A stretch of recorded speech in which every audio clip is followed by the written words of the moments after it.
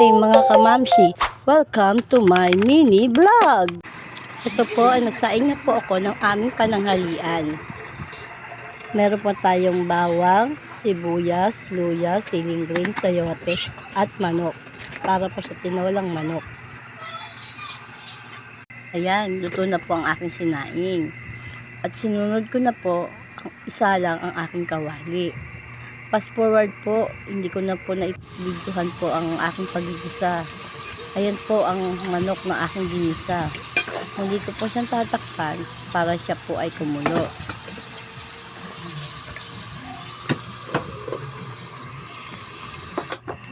Ayan, kumulo na po siya.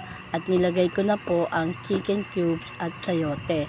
Muli ko po siyang tatakpan para po siya ay lumambot ng mabuti at maluto. Yan po, hinalo-halo ko po siya at tinakpan. Hintayin po natin siyang kumulo.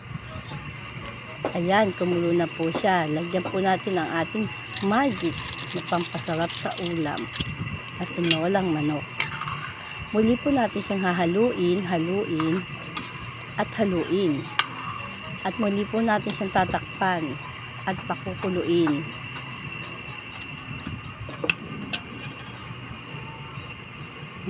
Bango ng aking tinolang manok.